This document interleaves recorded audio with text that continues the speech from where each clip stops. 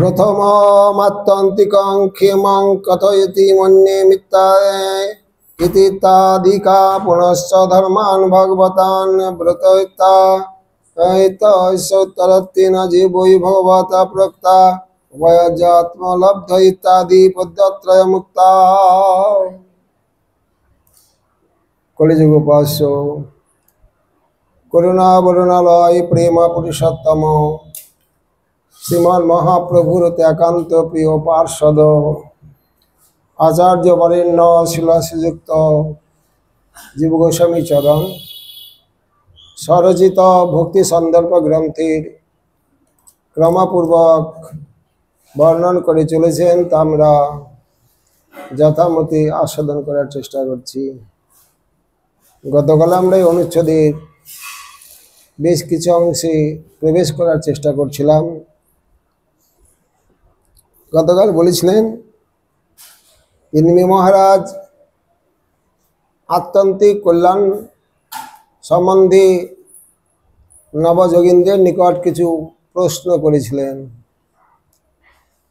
এবং নবযোগীন্দ্র একের পর একটি উত্তর প্রদান করছেন।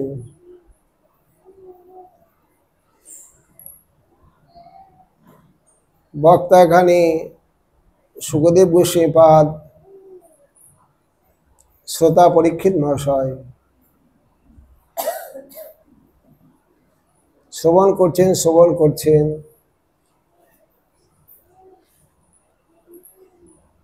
প্রশ্ন করলেন, আচ্ছা গুরুদেব, একজন নয় জন সাধু তার যজ্ঞস্থলে এসেছেন, তাদের কোনো সেবার ব্যবস্থা নাই, একের পর এক প্রশ্নই করে চলছেন। বক্তা শ্রোতার অভিপ্রায় অবগত হলেন, বললেন হ্যাঁ আপনি ঠিকই প্রশ্ন করেছেন, তবে সাধু সেবা শিখতে গেলে, সেবা কাকে বলে শিখতে গেলে ওই নিমি মহারাজের নিকট সেবাটা শিখে নিতে হবে। গুরু সেবা সাধু সেবা কিভাবে করতে হয়। সেবা মানেই সুখ দেওয়া। অনেক কিছু করলেন, করার পর তিনি দুঃখিত হয়ে চলে গেলেন, এটা কিন্তু সেবা হবে না। মন জেনে সেবা করতে হবে, তিনি কি ভালোবাসেন, একে বলা হয় সেবা। সেবা মানে সুখ দেওয়া। তা গুরু সেবা সাধু সেবা, মুখ্য সেবা কাকে বলা হয়? সাধুগণ শ্রী গুরুদেব কিসে প্রসন্ন হবেন সেটা আপনার জেনে রাখা উচিত। সাধু সঙ্গীতে মন আনন্দিত অনুক্ষণ সদা হয় কৃষ্ণ প্রসঙ্গ। ভগবানের প্রসঙ্গই তাদের জীবিকা। গীতাতেও বলেছেন, মচ্চিত্ত মদ্গত প্রাণা বোধয়ন্ত পরস্পরম কথন্ত স মাং নিত্যম তিষ্ঠন্তি চ রমন্তি চ।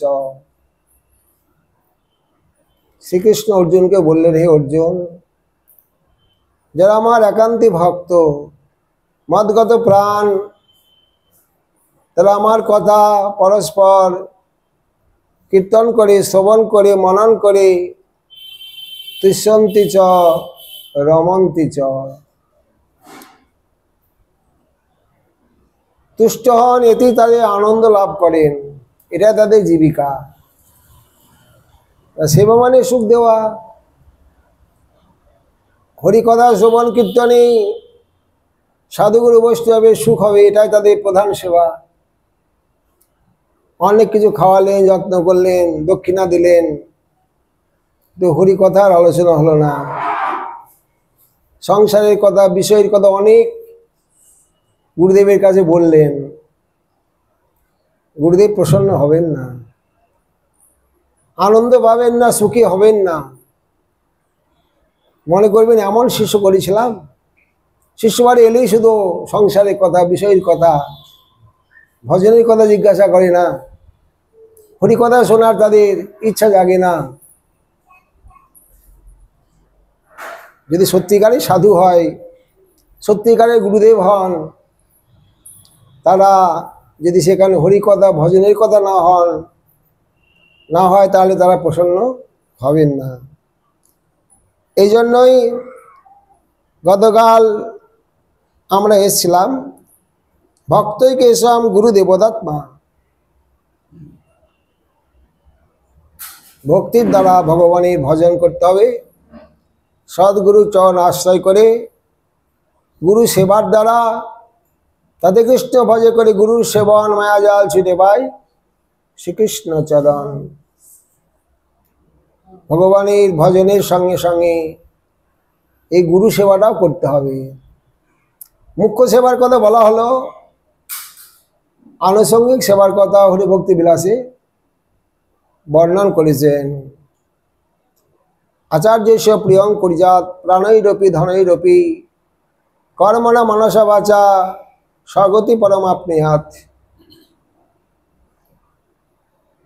গুরুদেবকে প্রসন্ন করার জন্য প্রাণৈরপি ধনৈরপি, প্রাণ দিয়ে, ধন দিয়ে, মন দিয়ে, বাক্যের দ্বারা, ব্যবহারের দ্বারা, সর্বপ্রকারই আনুষঙ্গিক। মুখ্য সেবা ভজন, ভজনের কথা, হরি কথা জিজ্ঞাসা করা।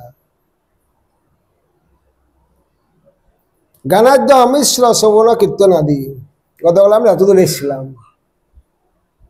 ভক্তই কেশম কোন ভক্তি? ঐকান্তিক ভক্তি, জ্ঞান কর্মাদ্য অনাবৃতম ভক্তি। কোনো মিশ্রণ থাকবে না ভক্তির মধ্যে, কোনো কামনা বাসনা থাকবে না ভক্তির মধ্যে।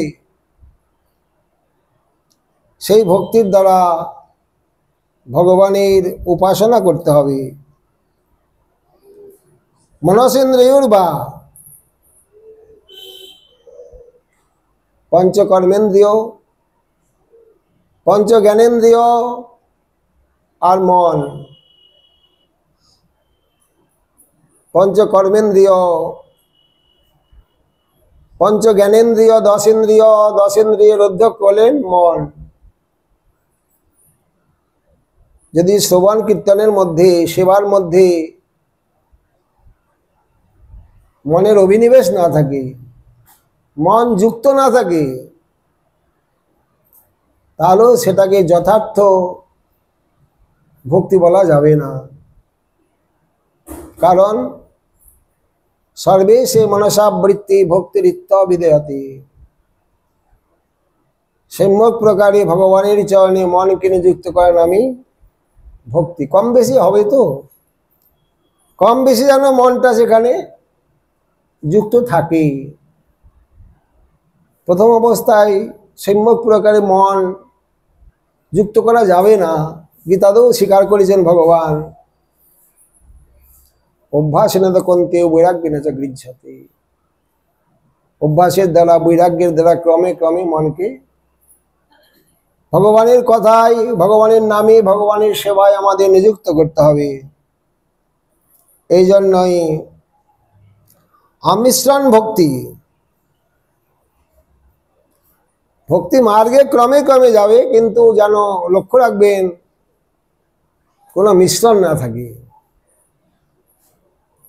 কর্ম, জ্ঞান, যোগ ইত্যাদি সাধনার সিদ্ধির জন্য আপনি ভক্তি করছেন, এরকম যেন মিশ্রণ না থাকে, অভিলাষ না থাকে।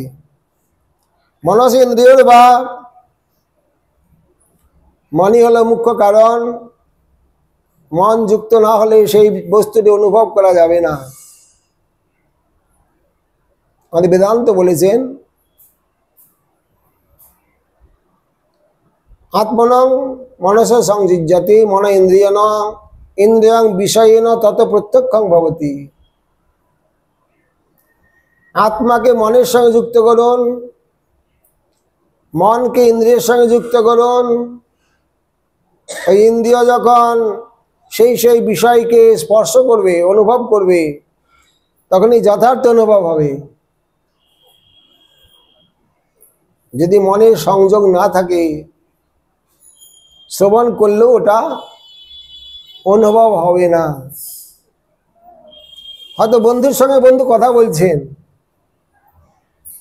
বলতে বলতে মাঝখানে বলে না, কি বললেন কথাটা, আরেকবার বলুন। কেন, আপনার কান কি বন্ধ ছিল? না, কান বন্ধ ছিল না, মনটা একটু অন্যদিকে চলে গিয়েছিল, এই জন্য আমি শ্রবণ করতে পারি নাই। এই জন্যই ইন্দ্রিয়ের সঙ্গে যদি মন যুক্ত না থাকে, যথার্থ শ্রবণ কীর্তন আদি কোনো সেবা কাজ ভালো হবে না। কথায় কথায় বলে মনোযোগ দিয়ে শ্রবণ করুন, কাজটা মনোযোগ দিয়ে করুন। মনস ইন্দ্রিয়র বা ইত্যাদি প্রাক্তন বাক্যে লৌকিকস্যাপি কর্মণ ভগবদ অর্পণাৎ ভাগবত ধর্মোত্তম সিদ্ধতি। যেটা নিত্য নৈমিত্তিক কর্ম,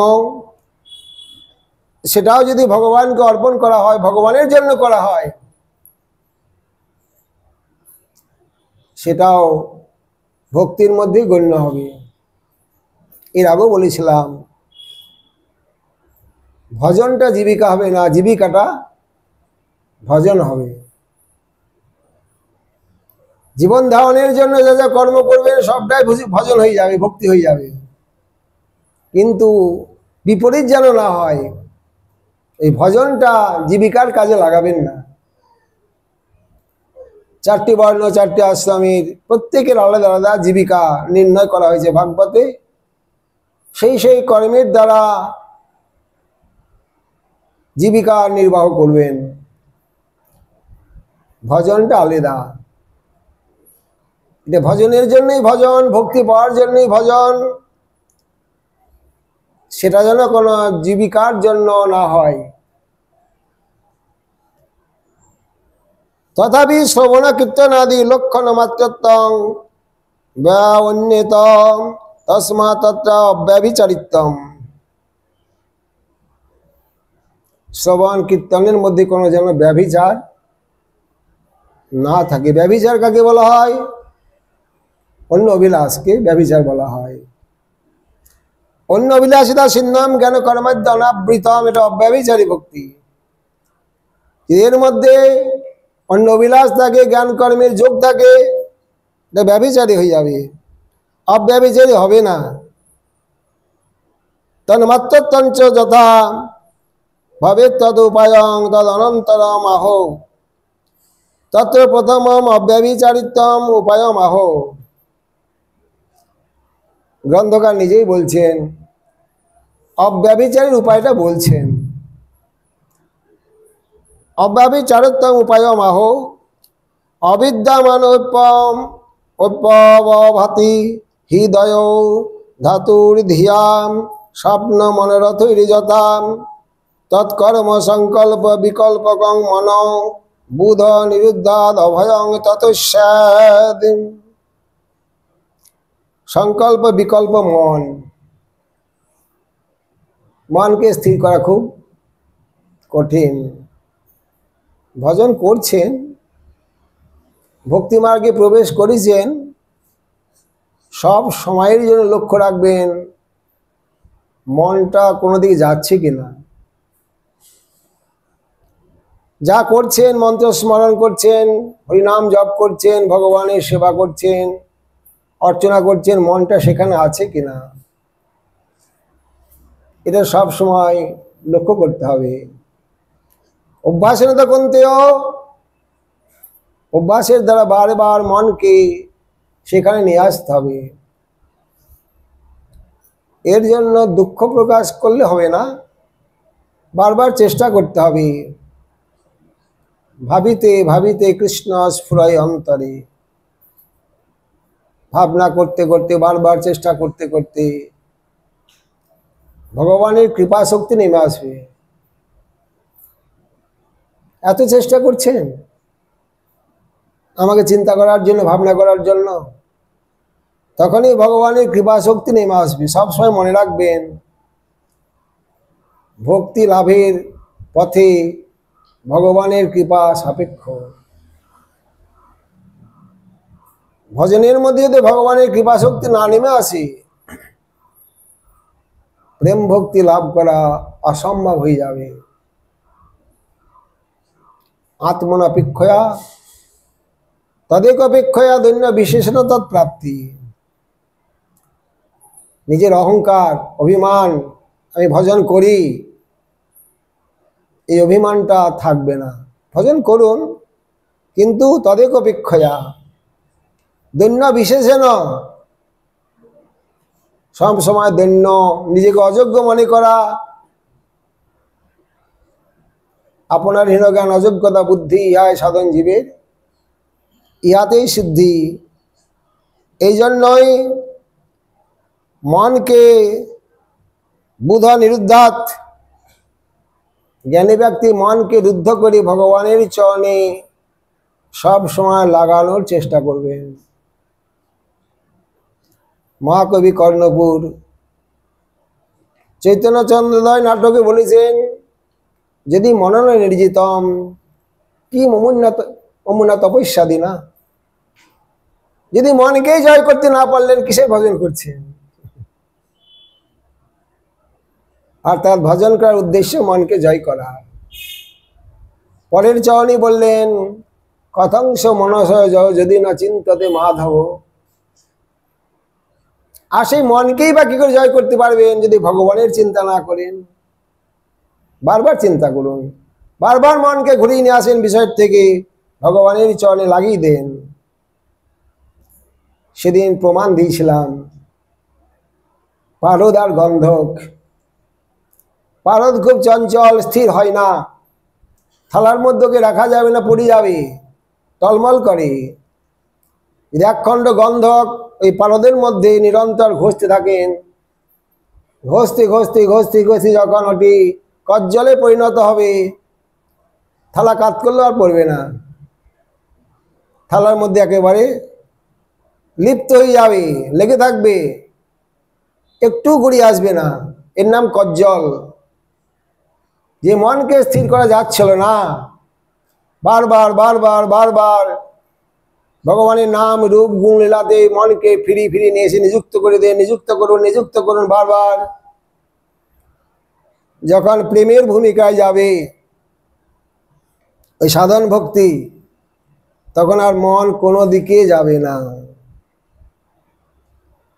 যে মনকে খুব কষ্ট করে ভগবানের কাজে লাগানো হচ্ছিল, সেই মনকে ইচ্ছা করলেও আর ভগবানের চরণ থেকে টেনে এনে বিষয়ের কাজে লাগাতে পারবেন না, বিপরীত হয়ে যাবে। সব সময় বিষয় চিন্তা করছিল, ভগবানের চিন্তা জোর করে লাগাতে হচ্ছিল, সেই মনই একদিন, কোন দিন, প্রেমের ভূমিকায়, সে আর বিষয় চিন্তা করতে পারবে না। বিষয় চিন্তা থুতুৎকৃতা, বিষয় গন্ধে থুতুৎকৃতি, খুব ধিক্কার মনে হবে, অত্যন্ত ন্যাক্কারজনক মনে হবে ওই বিষয়, সাংসারিক কথা। তখন আর জোর করে আনতে হবে না মনকে, জোর করে আর বিষয়ের কাজে লাগাতে পারবেন না মনকে। এটা হলো যথার্থ ভক্তি। অগ্রেচ কর্মাদীন পরিহরণ সাক্ষাৎ ভক্তি বিধত্তি। এই তো গ্রন্থ আরম্ভ হলো। গ্রন্থকার বলছেন অগ্রে, ক্রমে ক্রমে এর পূর্বে যে সমস্ত বর্ণন করা হবে, কর্মাদীন পরিহরণ, কর্মজ্ঞান যুগ সমস্ত পরিহার পূর্বক, অন্য কামনা বাসনা পরিহার পূর্বক সাক্ষাৎ ভক্তি নেওয়া বিধত্তি। কেবল সেই একান্তিক ভক্তির কথাই বলা হবে, সেটাই উত্তমা ভক্তি, কোনো মিশ্রণ থাকবে না। পরোক্ষবাদ বেদং বলনাম অনুশাসনম কর্মক্ষয় কর্মাণি বিধত্তি জগদং যথা। গতকাল বলছিলেন, ত্রিবিদ্যা মাংস পুত বাবা যজ্ঞ নিষ্ঠা স্বর্গদিন পার্থয়ন্তী। ত্রিবিদ্যা রিক্সাম যদি অথর্ব, তিনটি বেদ, কর্মকাণ্ডের কথা বলেছেন, কি দরকার ছিল? গীতা 6টি অধ্যায় কর্মকাণ্ডের কথা বলেছেন, কি দরকার ছিল? ভাগবতের 11 স্কন্ধে কর্মকাণ্ডের কথা বলেছেন, কি দরকার ছিল? দরকার ছিল। বেদে যে কর্মকাণ্ডের কথা বলে 3টি বেদে, ঋক্সাম জৈত্রী বিদ্যা, পরোক্ষবাদ বেদাং বলনাম অনুশাসনম কর্মক্ষয় কর্মাণি বিধত্তে জগদং যথা। কর্ম ত্যাগ করার জন্য কর্মযোগের বিধান দিয়েছেন। সর্বনাশ কথা। কর্ম ত্যাগ করার জন্য কর্মযোগের বিধান, সেবার কেমন কথা? না পরোক্ষবাদ বেদায়ম, বেদ পরোক্ষবাদ,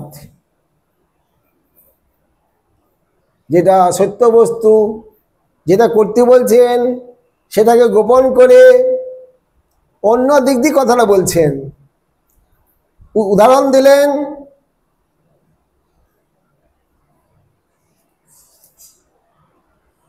বলনাম অনুশাসনম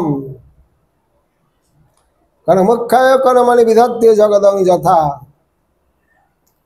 বলনাম অনুশাসনম, বলনাম মানে মূর্খানাম, মূর্খগণকে অনুশাসন করার জন্য। অনুশাসন মানে ক্রমে ক্রমে ভক্তি মার্গে আনা, যাকে ব্রেক বলেন। আপনারা গাড়ি চালাচ্ছেন, একটু ব্রেক কষলেন, একবারে না, আস্তে আস্তে। বলনাম অনুশাসনম, প্রলোভন দিচ্ছেন, লোভ দেখাচ্ছেন। আমরা তো প্রবৃত্তি মার্গের জীব, কিছু সংসারের কথা না শুনলে হরি কথা ভালো লাগে না। মাঝে মাঝে বিষয়ের কথা, সংসারের কথা বলতে হয়। কেন বলতে হয়? তাদেরকে ধরে রাখার জন্য, তাদেরকে এই মার্গে আনার জন্য ধীরে ধীরে ধীরে ধীরে একটু হরিকথা হরিনাম তাদের কানে দিতে হয়। একবারে দিলে তারা গ্রহণ করতে পারবে না। দেখেন না, যারা কর্মকার সোনার গহনা তৈরি করে, খাঁটি সোনার গহনা হবে না।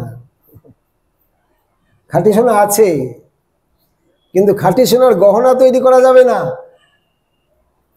গহনা তৈরি করার সময় একটু মিশ্রণ দিতে হয়, খাদ দিতে হয়, তবে গহনা তৈরি হবে।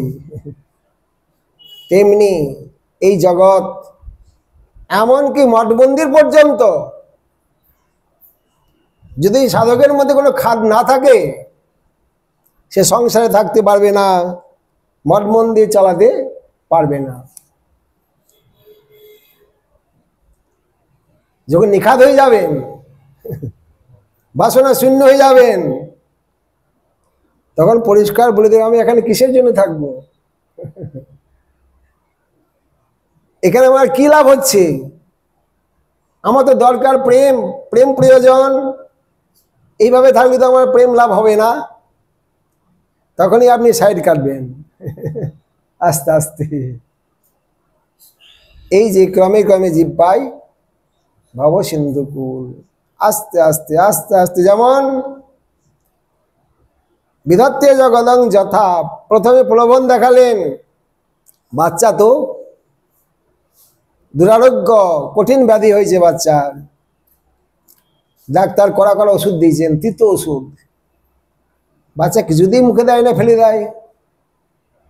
পিতামাতা প্রলোভন দেখাচ্ছে, দেখো বাবা, এই যে আমার হাতে রাজভোগ আছে, এই ওষুধটা গিলে নিলেই তোমাকে রাজভোগ দেওয়া হবে। পিতামাতার উদ্দেশ্য বাচ্চাকে রাজভোগ খাওয়ানো না, বাচ্চাকে নিরাময় করতে হবে, ওষুধ খাওয়াতে হবে। তেমনি আমরা ভগবানের বাচ্চা, আমাদেরকে ভক্তি মার্গে আনতে হবে, কিন্তু আমরা অনাদিকাল ভক্তি বিমুখ যেতে যাচ্ছি না। বিষয়ের চাহিদা, বিষয় কামনা বাসনা। আজই দুপুরবেলায় মনে মনে করছিলাম, বয়স হয়েছে ছেলেটার, কাজের অনুসন্ধান করছেন, বিদেশে যাবে চাকরির জন্য, কাজের জন্য, বয়স হয়েছে, কিন্তু ভজন পথে আসবে না। পয়সা উপার্জন করবে, বিবাহ করবে, সংসার করবে, এই তার লক্ষ্য উদ্দেশ্য। এত কষ্ট, এত কষ্ট করেও অর্থ উপার্জন করতে হবে, এখানেই। ওটা না পেলে তাদের মন ভালো হবে না, মনকে স্থির করতে পারবেন না। যদি আপনি সরাসরি বলেন, এই বেটা বাদ দিয়ে এখন ভজন কর, চল তোর খাওয়া দাওয়া থাকা ব্যবস্থা আমি করে দিচ্ছি, পারবেন না ওকে ফেরাতে, ওকে ফেরাতে পারবেন না। এই জন্যই ক্রমে ক্রমে আস্তে আস্তে ধীরে ধীরে একটু একটু করে তাকে আনতে হবে। খুব জোর হয়তো এই জন্মে সে আপনাদের ভক্তি স্কুলে ভর্তি হলো, যদি এটুকু করতে পারেন তাহলে জানবেন অনেকটা হয়েছে। যদি ভক্তি মার্গে ভর্তি হয়ে যায়, পরজন্মে আবার একটু সে আগিয়ে আসবে। না চলে যস্তু বেদত্তং স্বয়মজ্ঞ জিতেন্দ্রিয় বিকর্ম না যদের মৃত্যু মৃত্যু স। যদি একবার কিছুই না করে, কামী লোক কামনা বাসনা জর্জরিত ধনং দি যশং দি, এটা যায় সেটা যায়, করতে হবে বিবাহ করতে হবে, আজ বাড়ি করতে হবে, গাড়ি করতে হবে, ব্যাংক ব্যালেন্স করতে হবে, একবারে তাকে সেখান থেকে ফিরিয়ে আনতে পারবেন না। এই জন্যই বললেন, ভাই তুমি এই বেদে এইরকম ভাবে কর্ম করতে বলেছে, বেদোক্তম এবার কুরবানো, কর্ম কুরবানো, বেদে যেভাবে বলেছেন সেইভাবে আপনি কর্ম করুন। এর নাম কর্মযোগ। যদি আচরণ না করেন, অসৎ রাস্তায় যান, মদ খেয়ে ড্রেনের মধ্যে পড়ে থাকেন, জুয়া খেলেন, সেটা অধর্ম, সেটা বিকর্ম না যধর্ম না। সেই বিকর্মের দ্বারা, অধর্মের দ্বারা পুনঃ জন্ম মৃত্যু হবে, সে কোনোদিন ভগবদ উন্মুখী হবে না। এই জন্যই প্রথমে যে ব্যক্তির এখনো ভক্তির অধিকার হয়নি, তাবৎ কর্মাণি করবিত, ততদিন তাকে কর্মযোগের মধ্যে রেখে দেন। আস্তে আস্তে আস্তে আস্তে আস্তে আস্তে, যেটা গীতার কৌশল, কর্মযোগে প্রবেশ করে দিচ্ছেন। একটু পরেই বললেন, এই কর্মফলটা ভগবানে অর্পণ করলে আমরা বেশি কল্যাণ হবে, বেশি সম্পত্তি লাভ হবে। তারপর একটু পরেই বললেন, কর্মিণ্য অধিকার মা ফলস্য কদাচন, আপনার কর্মী অধিকার, কর্মের ফলের বাসনা করবেন না, ফলে আপনার অধিকার নাই। তারপরে একটু পরেই গিয়ে বললেন, কর্মত্যাগ কর্মনিন্দা সর্বশাস্ত্রে কয়, কর্ম হইতে কবু প্রেম ভক্তি লভ্য নয়, সর্বনাশ কথা। আগে বলতে পারেননি না, আগে আপনার সেই যোগ্যতা ছিল না, কামনা বাসনা জর্জরিত ছিল আপনার মন প্রাণ। এই জন্যই আপনাকে ওই কর্মকাণ্ডের কথা বলা হয়েছে, কর্মজগস্ত কামী নাম, যারা কামনা বাসনায় জর্জরিত তাদের জন্য এই কর্মযোগ। যাদের কোনো হরি কথায় রুচি হয়নি, ভজন করার ইচ্ছা জাগেনি, তাদের জন্য কর্মযোগ, তাদেরকে ওখানেই ভর্তি করে দেন। আস্তে আস্তে আস্তে আস্তে যদি আচরণ না করেন, বিরক্তম এবং কুরবানো নিঃসঙ্গ অর্পিতম ঈশ্বরে, অনাসক্ত হয়ে ভগবানে কর্মফল অর্পণ করুন। নিষ্কর্মম লভতে সিদ্ধিং রচনার্থ ফলশ্রুতি, নিষ্কাম কর্মের দ্বারা আপনার সিদ্ধি লাভ হবে, সংসার মুক্তি হবে। তা আগে বললেন না কেন? এই কর্মকাণ্ড করুন, স্বর্গে ইন্দ্র হয়ে যাবেন, দিব্য বিষয় ভোগ করতে পারবেন, অমর হয়ে যাবেন, অমৃত ভক্ষণ করবেন। রচনার্থ ফলশ্রুতি, কর্মে রুচি জন্মানোর জন্যই এই লোভ দেখানো হয়েছিল আপনাকে। রচনার্থে ফলশ্রুতি যে আসু হৃদয়ং গ্রন্থিং নির্জিরস্যু পরমাত্মা ক্রম মুক্তি হবে। এই কর্মযোগের দ্বারা ক্রম মুক্তি হবে। যারা শীঘ্র সংসার মুক্তি লাভ করে প্রেম ভক্তি লাভ করতে যাবে তাদের জন্য, যারা অতি শীঘ্র এই জন্মেই সংসার ত্যাগ করে ভগবানকে পেতে চান তাদের জন্য কি অবস্থা? যে আসু, যে ব্যক্তি অতি শীঘ্র হৃদয় গ্রন্থি নির্জিহর্ষু, হৃদয় গ্রন্থি ছিন্ন করে, সংসার বন্ধন ছিন্ন করে, কর্মবাসনা ছিন্ন করে পরমাত্মন ভগবানকে লাভ করতে চান। বিধিনা চ যজদেবং তন্ত্রোক্তিনা কেশবম, বিধি মার্গে এবং রাগ মার্গে। ভক্তি মার্গে এসে গেলেন, সেটা আবার কোন মার্গ? আপনার কি জাতীয় গুরুদেবের কৃপা হলো, কি জাতীয় সাধুর কৃপা হলো? বিধি মার্গে না রাগ মার্গে? যে মার্গের কৃপা লাভ করেছেন বিধি মার্গ এবং রাগ মার্গ। বিধি মার্গে ভজন করলে বৈকুণ্ঠে চলে যাবেন, রাগ মার্গে ভজন করলে বৃন্দাবন চলে যাবেন, নবদ্বীপ চলে যাবেন। আপনার আর সংসার থাকবে না, গতাগতি থাকবে না, জন্ম মৃত্যু থাকবে না, আপনি ভগবানের পরিকর হয়ে যাবেন। পরক্ষেতি, তাহলে মহারাজ একটু পরোক্ষবাদটা একটু পরিষ্কার করে বলুন। পরোক্ষবাদ বেদাং বলানাম অনুশাসনম, মূর্খ লোককে অনুশাসন করার জন্যই বেদ পরোক্ষবাদ, সেটা বলুন। যত অন্যতা স্থিত অর্থ সংগোপয়িতুম অন্যতা কৃত্য উচ্যতে, যথার্থ অর্থ গোপন করে অন্য প্রকার বলা যেখানে হয় সপরোক্ষবাদ, সেটাকেই বলা হচ্ছে পরোক্ষবাদ। তথা চ শ্রুতি তং বৈত চতুর্হতং সন্তং চতুর্হত চাচক্ষতে পরক্ষেন পরোক্ষ প্রিয় এবং, বেদ পরোক্ষ প্রিয়, ভগবান পরোক্ষ প্রিয়। এই জন্য কথাটা, শাস্ত্রের কথাগুলি, বেদের কথাগুলি বেশিরভাগই পরোক্ষবাদ, একটু গোপন করে বলেছেন। বেদাইতি পরোক্ষবাদ পরোক্ষ প্রিয়া এব হি বেদা, বেদ পরোক্ষ প্রিয়। পরোক্ষবাদম আহো কর্ম মুখ্য ইতি, পরোক্ষবাদ কাকে বলা হয়েছে? কর্ম ত্যাগ করার জন্য কর্মযোগের বিধান। কর্মুখ্যায় কর্মযোগ বিধত্তে ননু স্বর্গাদ্য অর্থং কর্মাণি বিধত্তেন কর্মমুখ্যার্থম। আপনি বললেন কর্ম করলে স্বর্গে চলে যাবেন, স্বর্গে গেলে দিব্য দেহ, অমর হয়ে যাবেন, দিব্য দেহ, দিব্য বিষয় ভোগ। এখন আবার বলেন কর্মমুখ্যায়,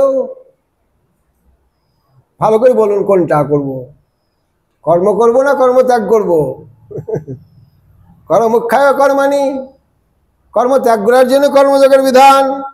ননু স্বর্গাদ্যর্থং কর্মাণি বিধত্তেন কর্মুখ্যার্থম তত্র বলানাম অনুশাসনম যথা তথা। মূর্খ লোক তো, মূর্খগণকে, যারা বিষয়কামী স্বর্গকামী, তাদের একটু প্রলোভন দিয়ে কাজ করিয়ে নিতে হবে। কাজের ফল তো পাবেই সে। যখন নিষ্কাম কর্ম করবে তখন তার কর্মে বিরক্তি এসে যাবে, আর করবে না। যখন ভক্তি মার্গে চলে আসবেন এই বাসনা তারা থাকবে না। কাম লাগে কৃষ্ণ ভাজে, পায় কৃষ্ণ রসে, কাম ছাড়ে দাস হইতে হয় অভিলাষে।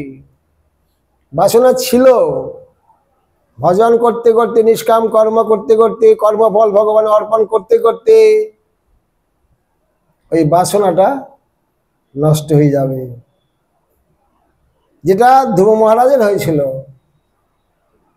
যখন ভগবানের দর্শন লাভ করলেন, ধ্রুব মহাশয় নিজেই বলেছেন, ভক্তি সুধোদয় গ্রন্থে উল্লেখ করেছেন, কথাটা ভাগবতে উল্লেখ করেননি। স্থানাবিলাসিত অবস্থিতং তাং প্রাপ্তবান দেবমনীন্দ্র গুজ্জম কাঁচাং বিচিন্নানি বা প্রাপ্ত দিব্যরত্নম স্বামীন কৃতার্থস্মি বরং ন যাচে। প্রভু আমি সামান্য, যখন ভগবান বললেন বর নাও, কি বর চাই বলো। ধ্রুব বললেন প্রভু সামান্য রাজ্যের জন্য আমি আপনার ভজন করতে এসেছিলাম, পেয়ে গেলাম আপনাকে, আপনি সামনে দণ্ডায়মান। দেবমনীন্দ্র গুজ্জম দেবতাগণ মুনিগণ ঋষিগণ যুগ যুগ ধরে তপস্যা করে আপনার দর্শন পাই না, সে আপনি আজ আমার সামনে দণ্ডায়মান। কাঁচাং বিচ্ছিন্ন বা প্রাপ্ত দিব্য রত্নম, প্রভু আমি কাজ খুঁজতে এসে দিব্য রত্ন প্রাপ্ত হয়েছি, আমি ধন্য হয়েছি প্রভু, আমার কোনো বরে প্রয়োজন নাই। তখন আর কর্ম ভালো লাগবে না, বিষয় বাসনা ভালো লাগবে না। কতদিন ভালো লাগবে? তাবৎ রাজ্যাদি পদ সুখকরি মানি ভক্তি সুখ মহিমা যাবৎ নাহি জানি। রাজ্যাদি সুখের কথা সে থাকুক দূরে, মুখ্য সুখ অল্প মানে কৃষ্ণ অনুচরে। যতদিন ভক্তির আস্বাদন, ভগবানের সেবার আস্বাদন পাবেন না, ততদিন পর্যন্তই আপনার রাজ্য সম্পদ বৈভব লাভ পূজা প্রতিষ্ঠা ভালো লাগবে। যখন ভক্তির আস্বাদন পাবেন তখন আর ভালো লাগবে না। এমনকি মুক্তি বাসনা পর্যন্ত, মোক্ষ পদ পর্যন্ত আপনার ভালো লাগবে না, কারণ এ সমস্ত ভক্তির বিরোধী, ভক্তি নাশ করে। তার মধ্যে মোক্ষ বাঞ্ছা কৈতব প্রধান, যা হইতে কৃষ্ণ ভক্তি হয় অন্তর্ধ্যান। অনুভব করতে পারলেন তখন ওদেরকে দূরের থেকে ত্যাগ করবেন। তত দৃষ্টান্ত অগদম ঔষধম যথা পিতা বালম অগদম পায়ন, দৃষ্টান্ত দিলেন পিতামাতা যেমন বাচ্চাকে ঔষধ খাওয়ায়, কেন? নিরাময় করার জন্য।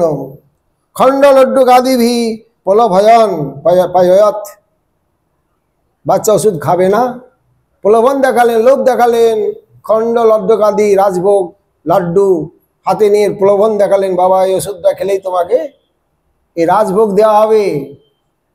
রাজভোগ দেওয়া উদ্দেশ্য না, উদ্দেশ্য ওষুধ খাওয়ানো, নিরাময় করে। একেই বলা হয় পরোক্ষবাদ, একেই বলা হয় পরোক্ষবাদ।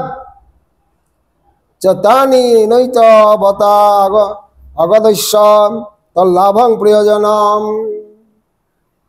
ওষুধ খাওয়ানোই প্রয়োজন, নিরাময় করাই প্রয়োজন, লাড্ডু খাওয়ানো পিতামাতার প্রয়োজন নয়। অপিতু আরোগ্যম, নিরাময় করার উদ্দেশ্য, আরোগ্য করার উদ্দেশ্য পিতামাতা আর বাচ্চাকে, ওই রাজভোগ খাওয়ানোর উদ্দেশ্য নয়। তথা বেদব্য অবান্তর ফল ওই প্রভয়ন, অবান্তর ফল মানে গৌণ ফল,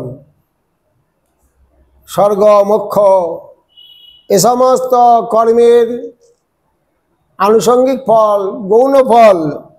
এই জন্যেই প্রলোভন, প্রলোভন কেন দিলেন? কর্মোক্ষায় বা কর্মাণি বিধত্ত, কর্ম ত্যাগ করার জন্যই কর্মের বিধান। না চরেত, যদি একেবারেই আমি আচরণ না করি, আপনার কি ভক্তি মার্গে অধিকার এসছে?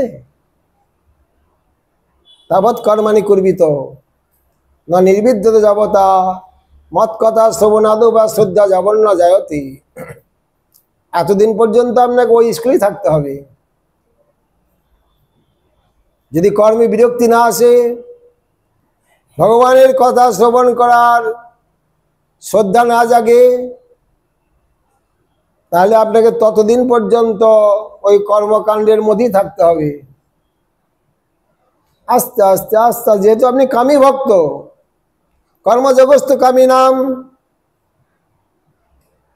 কামী ভক্তের জন্য কর্মযোগ।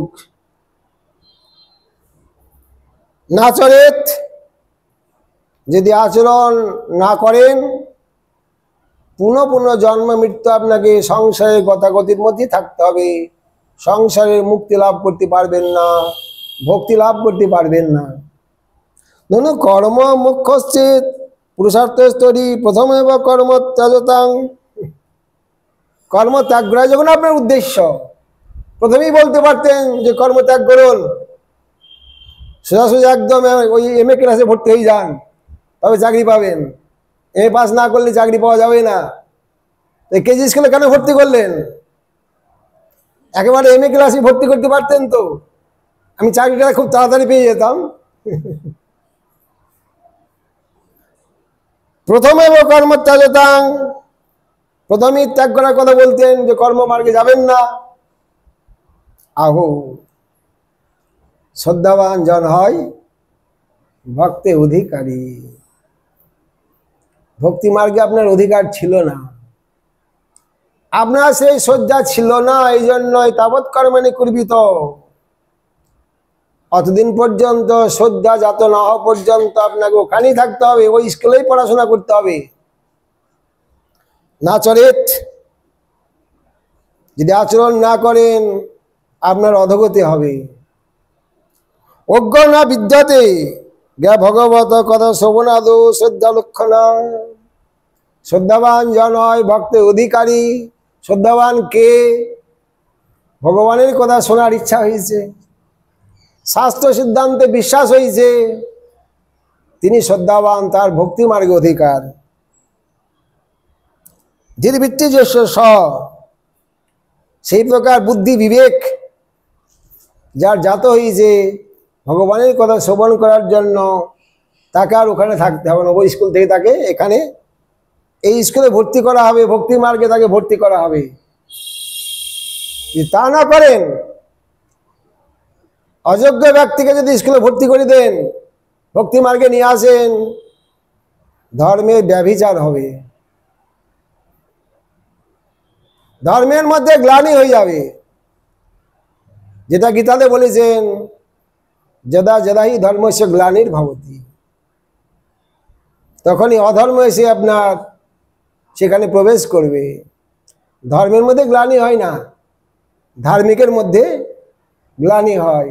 যিনি ধর্ম আচরণ করতে এসেছেন তার মধ্যে গ্লানি, ধর্মের মধ্যে গ্লানি নাই, সে আচরণ করতে পারছে না। অযোগ্য ব্যক্তি, তাকে আপনি নিয়ে এসছেন এখানে, তখনই ধর্মের মধ্যে গ্লানি হয়। এই জন্য অযোগ্য ব্যক্তিকে নিয়ে আসবেন না, অযোগ্য ব্যক্তিকে এই পথে নিয়ে আসবেন না। শ্রদ্ধাবান জন হয় ভক্তে অধিকারী। এই জন্যই আমাদের হরিভক্তি বিলাসে শিষ্যকে 3 বৎসর পরীক্ষা করার কথা উল্লেখ করেছেন। 3 বছর যদি না পারেন, কমসে কম 1 বৎসর। সদ্গুরুং শাসিতম শিষ্যং বর্ষমেকং পরীক্ষায়িত। সদ্গুরু নিজ চরণাশ্রিত শিষ্যকে 1 বৎসর পরীক্ষা করে তারপর হরিনাম দেবেন। 3 বৎসর পরীক্ষা করার পরে মন্ত্র দীক্ষা দেবেন।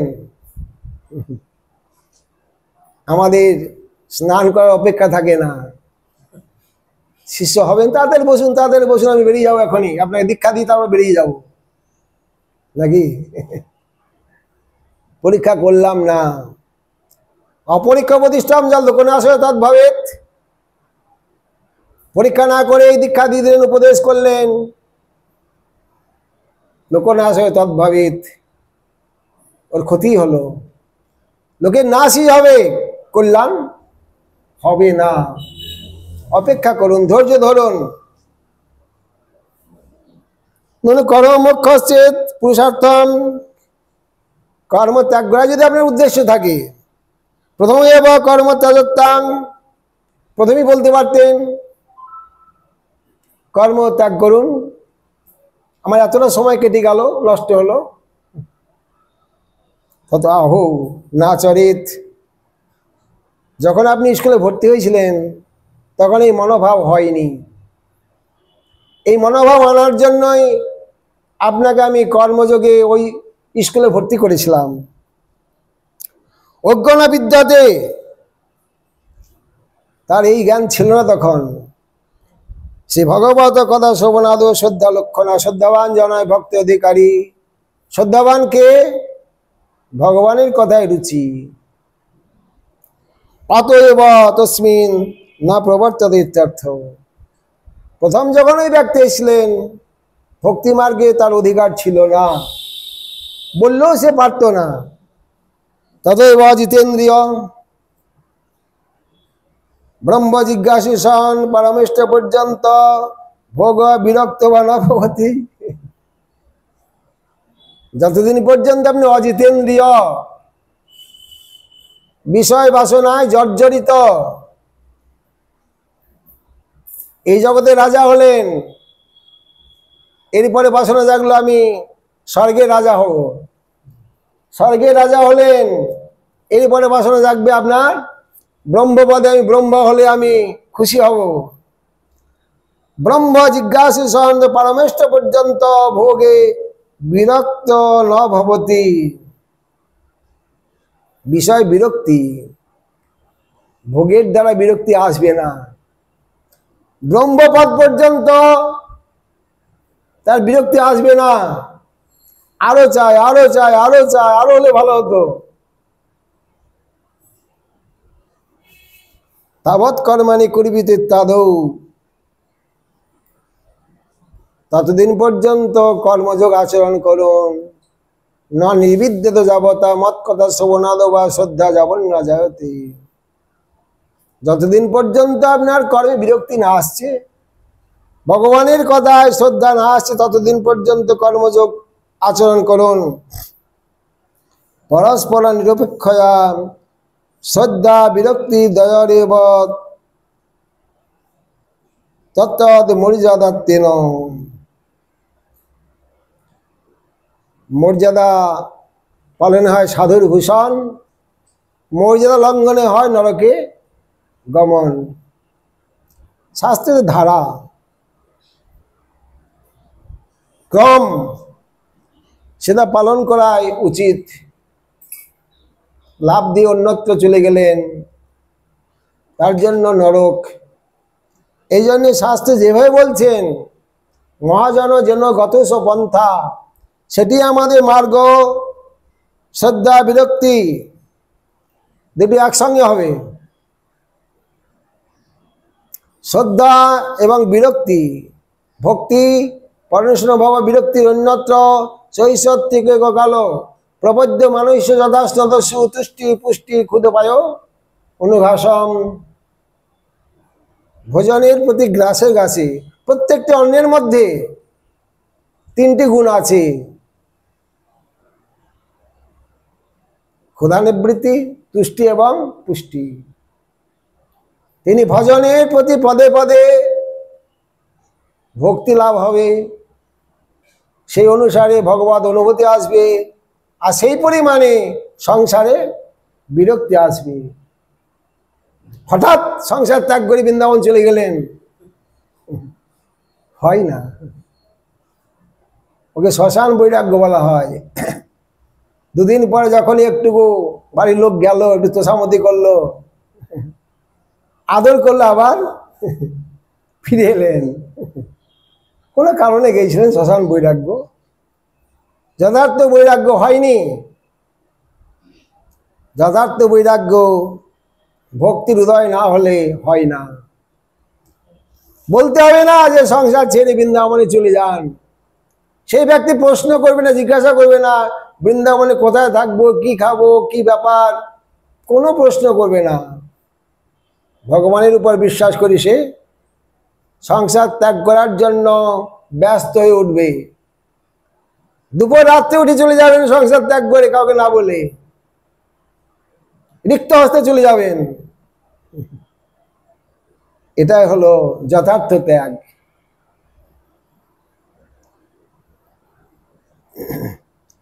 শ্রদ্ধা বিরক্তি দয়ার তত্ত্বৎ মর্যাদাত্বেন, একসঙ্গে হবে। যে যেখানে আছুন, যে যেখানে অবস্থান করছেন আছেন, সেখান থেকেই ভজন আরম্ভ করে দেন। জোর করে কিছু হবে না, বলতে হবে না। ওই ভক্তি একদিন আপনাকে, যে সংসার ত্যাগ করতে পারছেন না, সেই সংসারই একদিন আপনাকে ত্যাগ করে দেবে।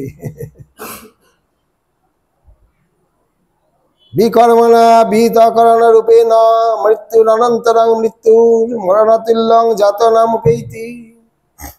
শাস্ত্র আজ্ঞা পালন না করেন, শাস্ত্রের কথা আপনি মর্যাদা রক্ষা না করেন, আপনি ইচ্ছা করলেও সংসার মুক্তি লাভ করতে পারবেন না। জন্ম মৃত্যুর যে প্রবাহ, সেখান থেকে বেরিয়ে আসতে পারবেন না। পুনর বারবার জন্ম মৃত্যুর কবলে, যে কোনো জন্মেই হোক, 84 লক্ষ জনের মধ্যে আপনি কোনো না কোনো জন্মে আপনাকে প্রবেশ করতে হবে। মরণতুল্যম যাতনা, যেমন গর্ভযাতনা, তেমনি যারা অবৈষ্ণব অভক্ত ভগবানের ভজন করেনি তাদের মৃত্যু যাতনা ভোগ করতে হয়। মরণতুল্যম যাতনা উপৈতি, মরণতুল্য যাতনা ভোগ করতে হবে। পুনর, একবার না বারবার। পুনর মরণম উপৈতি যাতনাঞ্চ উপৈতি অর্থ অতস্তেষাম বিহিত কর্মত্যাগে কথঞ্চিন্ন নিস্তার। অধিকার হয়নি ভক্তি মার্গে, সংসার ত্যাগ করে চলে গেলেন, কর্মকাণ্ড ত্যাগ করে চলে গেলেন, নিস্তার, তার নিস্তার হবে না। পুনঃ জন্ম মৃত্যুর প্রবাহে গতাগতি তার বন্ধ হবে না, আসতে হবে। ঈশ্বর প্রয়োজক কর্তৃক কর্মণ ঈশ্বর অর্পণ লক্ষণাৎ অর্থ অনুষ্ঠানে না তৎপ্রসাদে রস সুতরাং মৈবম সাধিতাহ। নিষ্কাম কর্ম, কর্মণ ঈশ্বর অর্পণ লক্ষণ, কর্ম করে ভগবানকে অর্পণ করুন প্রথম, তৎপ্রসাদে রসৌ, ক্রমে ভগবানের কৃপা শক্তি নেমে আসবে। কর্মযোগে আপনার আস্তে আস্তে বিরক্তি আসবে। অন্য মার্গে মৈবম, অন্য মার্গে যাবেন না। ইত্যাও বেদোক্তম, শাস্ত্রে গ্রন্থে বেদে যে প্রণালী জীবের কল্যাণের রাস্তা দেখিয়ে দিয়েছেন, সেই রাস্তায় আপনি গমন করুন। তস্মাৎ বেদোক্তম এব কুর্বাণ, বেদ অনুসারী বেদে যা বলেছেন সেভাবেই আপনি চলুন। নতু নিষিদ্ধং নিষ্কর্মাম কর্ণবন্ধ গোচরতাম, কর্ম করুন, নিষিদ্ধ কর্ম করবেন না, বিকর্ম করবেন না, অধর্ম করবেন না। সিদ্ধিং, যদি এইভাবে নিষ্কাম কর্ম করেন সিদ্ধি লাভ হবে আপনার, কর্মমুক্তি লাভ হবে। ননু কর্মণি ক্রিয়মাণি তস্মিন আসক্তি তৎফলঞ্চ স্যাৎ নতুন নিষ্কর্মণান সিদ্ধিরত আহ। আচ্ছা, আপনি তো প্রথমে বলেছিলেন কর্ম করলে স্বর্গে যেতে পারবে, স্বর্গফল লাভ করতে পারবে। সেই বাসনা নিয়ে তো আমি কর্ম করছিলাম, সেটা আমি পাবো না কেন? সেই ফলই তো আমাকে পেতে হবে। স্বর্গের বাসনা নিয়ে আমি কর্মযোগ করছিলাম, সেটা তো আমাকে পেতে হবে। বলেন না, আসক্তি তৎফলঞ্চ স্যাৎ নতুন নিষ্কর্মম সিদ্ধিরত নিঃসঙ্গম অনভিনিবেশবান। কর্ম করার জন্য আপনার কথাটা বলা হয়েছিল, রচনার্থ ফলশ্রুতি, কিন্তু আমার উদ্দেশ্য ছিল ওখান থেকে আপনাকে বার করে আনা। কর্মে বিরক্তি আনা ছিল আমার উদ্দেশ্য। এই জন্যে আমি শেষে বলেছিলাম কর্মিণ্য অধিকারত মা ফলেষু কদাচন, কর্মই আপনার অধিকার, ফলে আপনার অধিকার নাই। যেটা ফলের কথা বলা হয়েছিল ওটা লোভ দেখানো হয়েছিল আপনাকে। কর্মে রুচি উৎপাদন করার জন্য একটা প্রলোভন দেখানো হয়েছিল, কিন্তু নিঃসঙ্গম অন্য অভিনিবেশয়ম, শেষে বললাম কর্মে অধিকার, ভগবানের আদেশ, কর্ম করতে হবে, ফলে আপনার অধিকার নাই। ওটা হলো অনাসক্ত, অভিনিবেশ শূন্য। ঈশ্বরে তন্নিমিত্তম এব তত্ত্বর্পিতম নতু ফলোদ্দেশেন। ভগবানকে প্রসন্ন করার জন্য কর্ম ভগবান অর্পণ করলেন, ফল ভোগের জন্য না। ভগবানকে কর্ম অর্পণ করলেন ভগবানকে প্রসন্ন করার জন্য, ফল ভোগ করার জন্য না। ননু ফলস্য সুদত্তাৎ কর্মাণি কৃতে ফলং ভবেৎ। আমি ফলের জন্যই কর্ম করেছিলাম, আমাকে তো ফল ভোগ করতেই হবে ন, বলে না। কেন? রচনার্থ ফলশ্রুতি, ওটা দেওয়ার জন্যে না, কর্ম করানোর জন্যই আপনাকে লোভ দেখানো হয়েছিল, প্রলোভন দেখানো হয়েছিল। যেমন ঋচ্ছ উৎপাদনার্থ অগত পানি খণ্ড লুডুকাদি প্রলোভয়ন। পিতামাতা যেমন বাচ্চাকে ওষুধ খাওয়ানোর জন্য, নিরাময় করার জন্যই খণ্ড লড্ডুকাদি প্রলোভন দেখিয়েছিলেন, ওটা দেবতার উদ্দেশ্য না, নিরাময় করার উদ্দেশ্য। তেমনি বেদ আমাদের ভবরোগ থেকে নিরাময় করাই বেদের উদ্দেশ্য, ভোগ করানোর উদ্দেশ্য না। ততশ্চ কর্ম অভিরুচ্ছা বেদার্থং সম্যক বিচারয়তি তথা চ যুবা এতদক্ষরম বিদ্যা গার্গম্যাল্লোকে ইত্যাদি বিবিধ সন্তি ব্রহ্মচর্যেন ইত্যাদিনা যজ্ঞাদীনাং জ্ঞান শেষাঞ্চ অবধার্য নিষ্কামেষু কর্মেষু প্রবর্ততে। প্রথমে কর্মে যোগ করে দিলেন, আস্তে আস্তে নিষ্কাম কর্মে নিয়ে এলেন।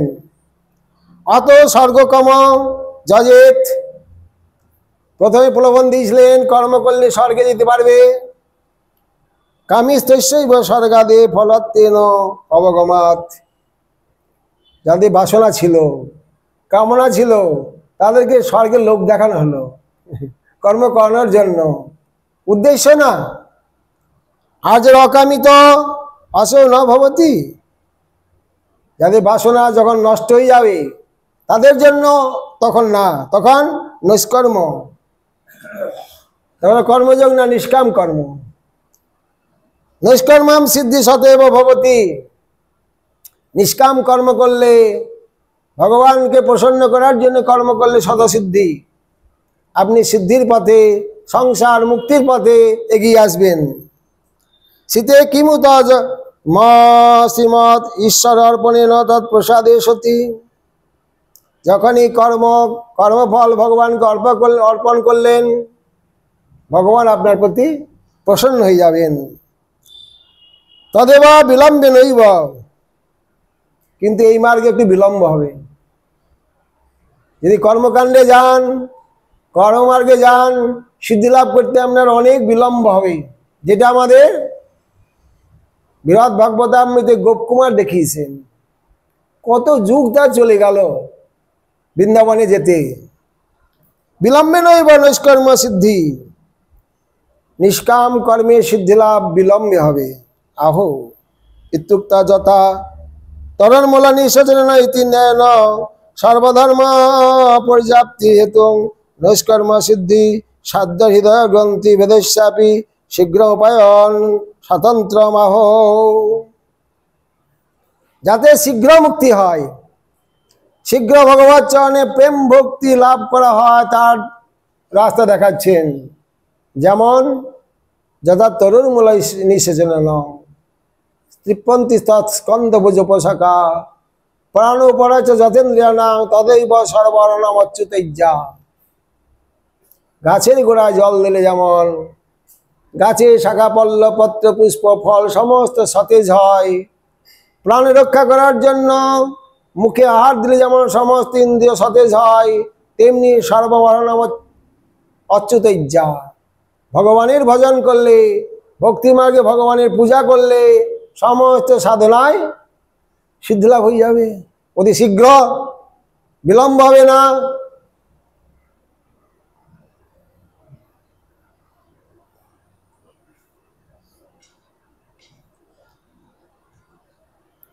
পরস্য আত্মন জীবস্য হৃদয় গ্রন্থি দেহ অহংকার নির্হত্ত মিচ্ছুর ভবতি। যারা দেহের অহংকার, দেহটাই আমি, এই দেহের থেকে যখন নিজেকে পৃথক করতে চাইবেন, আলাদা হতে চাইবেন, দেহের আবেশ থাকবে না, দেহের আসক্তি থাকবে না, সেই ব্যক্তির জন্য উন্নত কর্মাদিকম স্বরূপত এব ত্যক্তা। তখন সমস্ত ত্যাগ করে যার এই স্তরে যিনি এসছেন, ভগবানকে পাওয়ার জন্য ব্যাকুল হয়ে গেছেন, যেটি হয়েছিল ভরত মহারাজের। পুত্র দ্রাপ্ত বন্ধনাম শ্রীদ রাজ হৃদয় স্পৃশ জহৌ যুবয় বলবৎ। তিনি পায়খানার মতো ত্যাগ করেছিলেন। ভারতবর্ষের রাজা যৌবনকাল, জহৌ যুবই ও যৌবনকালে, বৃদ্ধকালে না, বলবৎ ত্যাগ করেছে। কেন? উত্তম অশ্লোক লালস। ভগবানকে পাওয়ার জন্য যখন আপনি পাগল হয়ে যাবেন, সেই প্রকার উৎকণ্ঠা জাগবে, ভালো লাগবে না, স্বস্তি পাবেন না সেখানে, আনন্দ পাবেন না সেখানে। মলবৎ, খুব পায়খানা পেয়েছে, পায়খানা না করা পর্যন্ত আপনার স্বস্তি আসবে না। তখন তার সংসার ত্যাগ না করা পর্যন্ত স্বস্তি আসবে। কখন সংসার ত্যাগ করে চলে যাব, আর সংসার ত্যাগ করে সে কোনোদিন আর সেখানে ফিরে আসবে না। মলবৎ, পায়খানা ত্যাগ করে ওটা কেউ গ্রহণ করে না।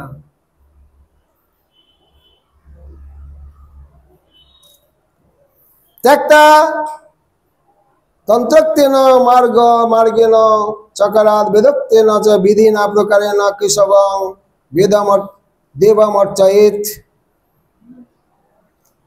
এই জন্যই তাদের রাস্তা দেওয়া হলো ভক্তি মার্গ।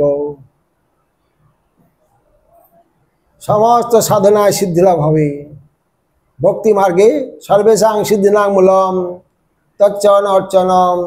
সমস্ত সিদ্ধির মূলে হলো ভগবানের ভজন ভক্তি মার্গে।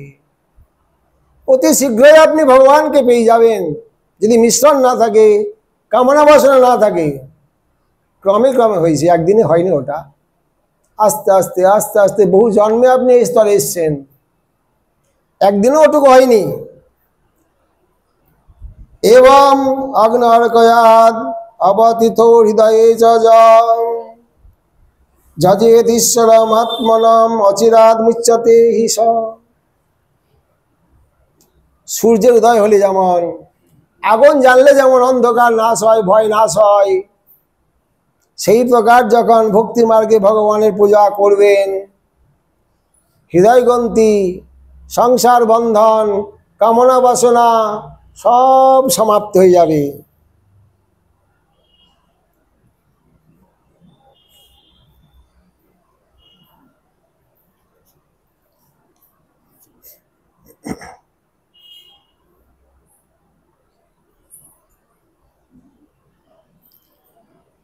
অগ্রে চ ব্যতিরেক মুখেন ভগবন্তম হরিং প্রায় ন ভজন্তা।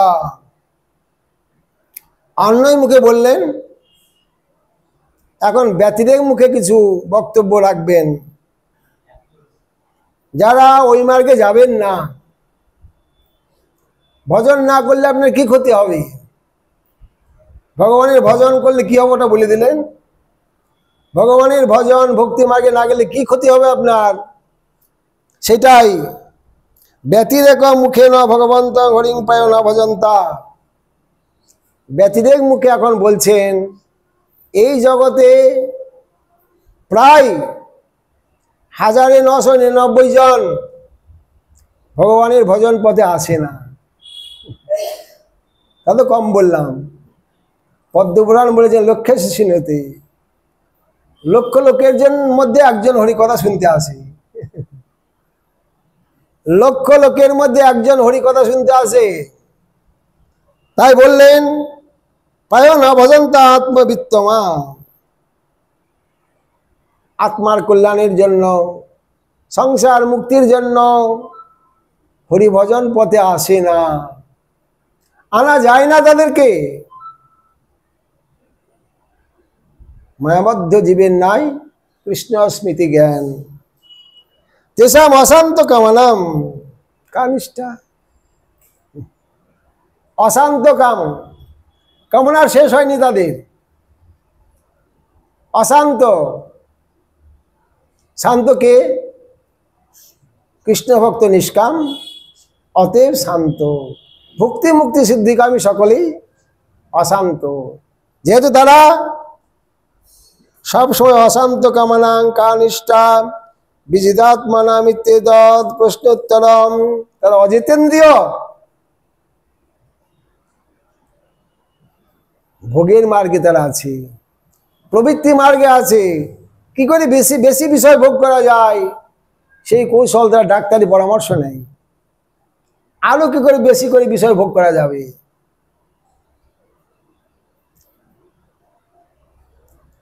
মুখবার রূপাদেব্য পুরুষাশ্রময়ী সহ চত্বরযজ্ঞে বর্ণ গুণৈ বিপ্রাদয় পৃথক জয়সাং পুরুষং সাক্ষাৎ আত্মপরমেশ্বর ন ভজন্ত ভজনন্তি স্থানাৎ ভ্রষ্ট পতন্তধ।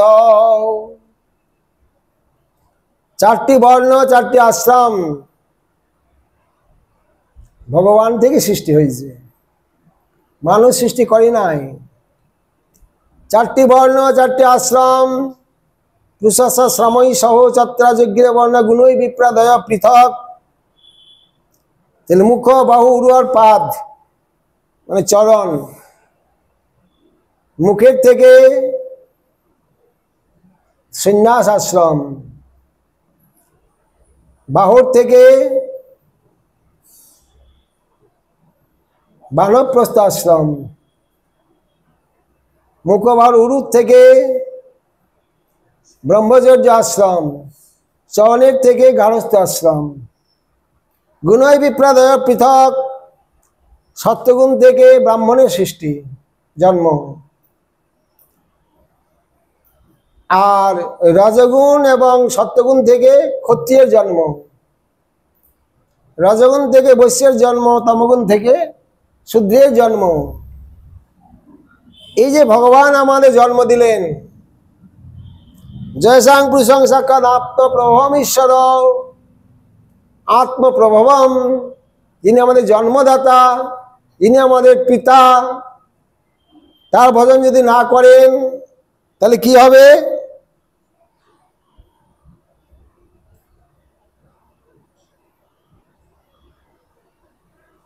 না ভজন তবে স্থানাৎ ভ্রষ্টা পতন্তধ। আপন আপন ধর্মের থেকে, আশ্রম থেকে আপনি পতিত হয়ে যাবেন, যেহেতু আপনি ভগবানের ভজন করলেন না। চারি বর্ণাশ্রমে যদি কৃষ্ণ না ভজয়, সাধারণ মাস হইলেও সে রৌরবে মজয়। বলে কেন? আমি ধর্ম আচরণ করলাম, আমার পতন হবে কেন? আপনি ধর্ম আচরণ করেছেন কিন্তু ভগবানের ভজন করেননি, সমস্ত শাস্ত্রের সিদ্ধান্তের অনুসরণ করেননি। সর্বেষাং মদ উপাসনম, ভাগবত বলেছেন চারটি বর্ণ, চারটি আশ্রম, সকলেই আমার উপাসনা করবেন। সকলের কর্তব্য ভগবানের উপাসনা করা। জগতের পিতা কৃষ্ণ, যে না ভজে পাপ, পিতৃদ্রোহী পাতকের জন্মে জন্মে তাপ। কৃষ্ণের সেবক জীব কৃষ্ণের মায়ায়, কৃষ্ণ না বুঝলেই মতো দুঃখ পায়। এখানে আজ বিশ্রাম থাক, পরবর্তী আমরা আবার আগামীকাল আস্বাদন করার চেষ্টা করব। হরে কৃষ্ণ কৃষ্ণ কৃষ্ণ হরে হরে, হরে রাম রাম রাম হরে হরে, নিতাই গৌর হরি হরি।